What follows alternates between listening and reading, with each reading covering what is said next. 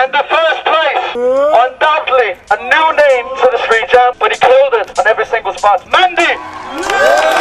Le jeune rider danois Mendy remporte sa toute première Street Jam. Anas, qui éclate toutes les statistiques de chez AO, et la française Romane Gillet, qui finit seconde aux Extrêmes Barcelona. Nouvelle culture pour la culture. Tu connais déjà la gimmick, le retour est déjà enclenché, c'est parti, on voit.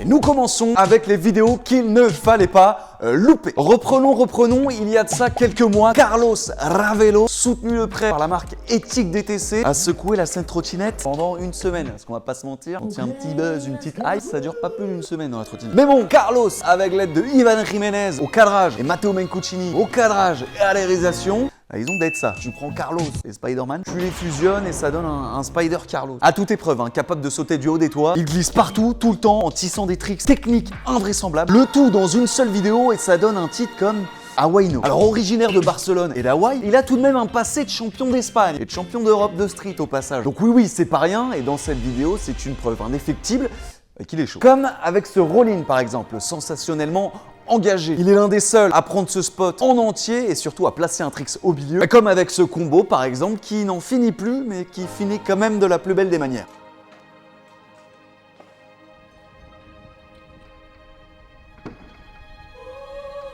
Par contre, le vrai moment émotion, parce qu'avec une telle vidéo, tu es obligé d'avoir des émotions amplifiées par un montage et une musique à la hauteur. Eh bien, ça vient à partir de la deuxième minute. Et clairement, là, il n'y avait pas besoin de faire attendre. Les émotions, elles étaient là. On n'attendait qu'une chose, Carlos, c'est que tu nous fasses chialer. En tout cas, c'est une vidéo disponible sur la chaîne Ole Bren. Carlos Ravelo n'a sûrement pas dit son dernier mot, que ce soit dans la street ou lors de compétition. Spider Carlos. Anas Akalmich. Vous le savez, dans la vie, il suffit d'une alerte pour trouver une ouverture. Pas sûr de celle-ci. Mais vous l'avez compris, Anas a quitté Urban Art pour son concurrent AO Scooter, mais c'est en vidéo qu'il l'explique le mieux. Il a attrapé au vol Antoine Baldisseri pour le cadrer et pour monter sa vidéo. Et c'est un chef-d'œuvre. Une musique de Ray Charles, des images saturées avec des couleurs vives, mais encore des spots espagnols bien originaux, tous plus kiffants les uns que les autres, ça suffit pour rendre le tout magique. Et c'est surtout qu'il a fait une entrée réussie. Car pour une marque qui recrute des riders à l'appel, c'est pas simple de sortir du lot. Pour Anas, mission faite. Bon alors c'est dans un style voiture sans permis avec le swing de Tiger Woods que ça commence. Et bizarrement, ça fonctionne bien. Et c'est surtout quand il rentre dedans, paf, tu vois, le rail arrondi, ça passe jusqu'au bout. Là t'es choqué. Des manuals de très grande envergure.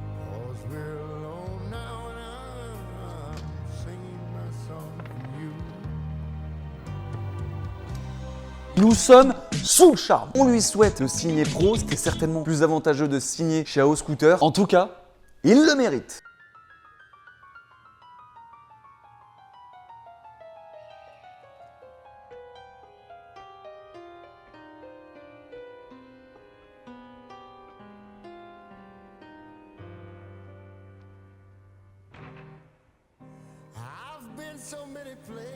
Waouh!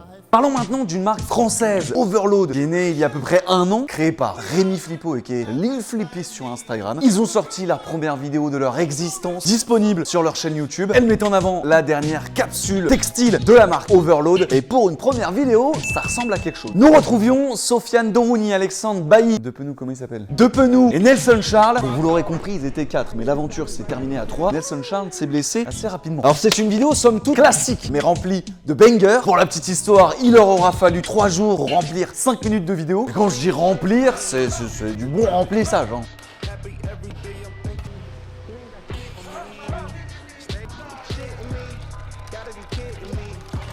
Ils ont d'ailleurs décidé de rendre hommage à Thomas Carbonel sur un des spots où il s'était lancé et c'est Sofiane Dorouni qui s'y est collé avec en première intention un board slide suivi par un somptueux board slide backflip slide.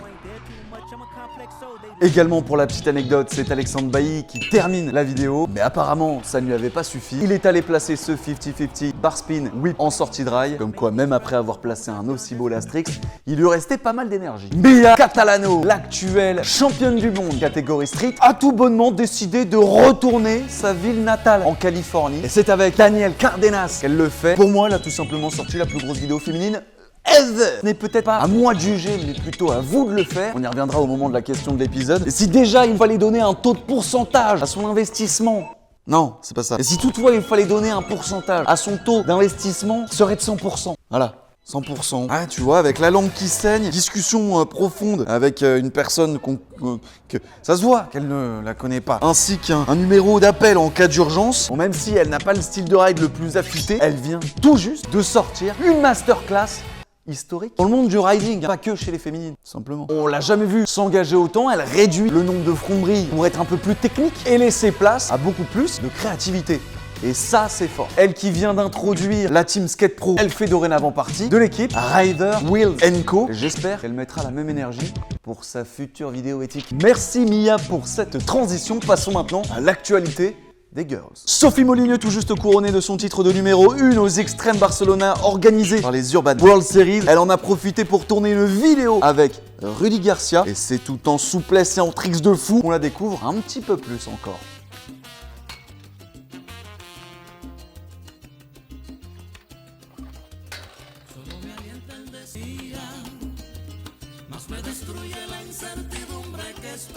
Évidemment, comme je vous le disais, Mia Catalano vient tout juste de rentrer chez Skate Pro. Elle rejoint son acolyte française Joséphine Zgorski. On espère qu'elle sortira une vidéo pour éthique, je l'ai dit tout à l'heure. Mais je le confirme. Comment je ne pouvais pas parler de Romane Gillet qui avait fait le déplacement pour les Extreme Barcelona organisé par les Urban World Series, ça vous l'avez compris. Elle avait fini deuxième et elle était la seule représentante française sur le podium. Elle vient de remporter la première étape du KST, Commu Street Tour, soit dit en passant, le championnat de France de street. Bravo Romane, c'est seulement après 2 ans de ride qu'elle atteint de telles performances. De 1, elle éclate tout le monde, mais surtout, bravo Romane. Voilà au moment de la question. Et rappelez-vous l'épisode précédent, je vous demandais est-ce que Fazen peut encore entrevoir un avenir dans le milieu de la trottinette, sachant qu'elle soutient encore énormément de riders. Et vous nous avez répondu. On a par exemple Monsieur Vig qui nous disait soit il passe tous les riders chez Blunt et Fazen s'éteint, ou la marque se renouvelle avec de nouveaux produits. On pourrait évidemment entrevoir un renouveau de la marque. On a aussi Elias Schmidt 6347 qui me dit Fazen est une marque de renommée mondiale, mais leur investissement et influence dans la trottinette n'est plus autant important qu'auparavant. Ceci dit, soit ils doivent utiliser la communauté qui leur reste, est très grande, entre parenthèses, pour se relancer à fond dedans. Sinon, ça va être difficile pour continuer réellement dans cet univers, ce qui est plutôt clair de la part de Elias. Mais alors, la question de cet épisode est la suivante. Est-ce que vous pensez que Mia Catalano est capable de faire le doublé au championnat du monde street? Si oui ou non, dites-nous pourquoi dans les commentaires et on en sélectionnera 2 au prochain épisode. Et nous pouvons terminer avec des actualités en vrac. C'est parti, let's go! Mokovel a sorti le Graal, vu ou pas vu dans tous les cas, ils ont tout vendu très très vite. 100 pièces au total, à tel point qu'ils en ont refait en précommande cette fois-ci, ils sont pas bêtes. On a même vu Chasseur du média Camino TV qui s'en est procuré une et qui surtout a bien kiffé. Mokovel qui, au moment où je vous parle, a tout juste sorti une vidéo pour promouvoir sa toute dernière collection. Allez voir. C'est absolument ma sacoche du continent, frérot. C'est ma sacoche préférée depuis des années là, je pense. J'avoue, moi je porte beaucoup de sacoches. Celle-là, je la trouve trop habillée et en vrai, je vois Mousse la porter, Nifa la porter, Repied la porter avec des tenues différentes, frérot. Et je trouve qu'elle va à tout le monde. En guise d'actualité, on a Mr. G Money qui vient de faire son entrée chez The Vault Pro Scooter. Après avoir fait son entrée chez Proto il y a un peu moins d'1 an, en fait, il vient tout juste d'intégrer le plus gros shop des États-Unis d'Amérique. Lui qui a un style bien particulier, il est capable de retourner une street jam s'il le décide. Pareil, en vidéo, on a déjà hâte de voir la suite et surtout de voir les surprises qu'il est capable de nous sortir encore dans les années futures sous le sigle The Vault Pro Scooter. Je ne sais pas si vous avez suivi ça de près.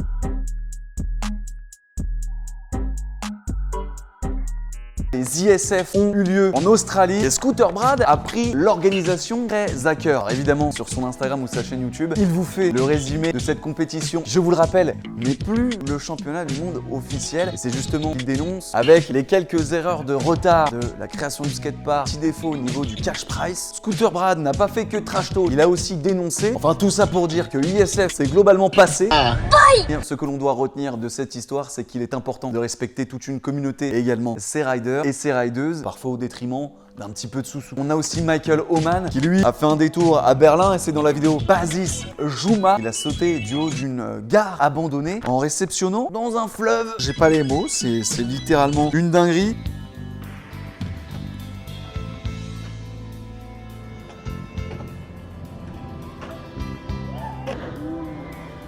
Les JO 2024 à Paris approchent et on a d'ailleurs vu un post sur Twitter de la commission des Jeux Olympiques qui annonçait les prochains sports qui introduiront les Jeux Olympiques en 2028. Eh bien, il n'y a pas la trottinette. La décision n'est pas encore définitive, mais il semblerait qu'elle s'établisse dans peu de temps. On peut espérer des changements, mais ça risque d'être compliqué. En tout cas, on croise les doigts. Voilà, c'est la fin de cet épisode.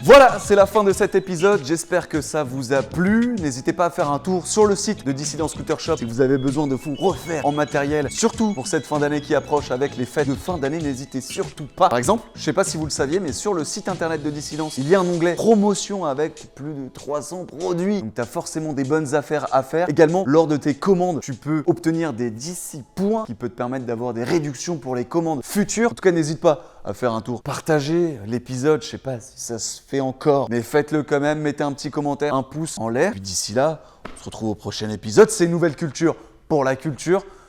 Tu connais déjà la gimmick. C'est parti, on voit.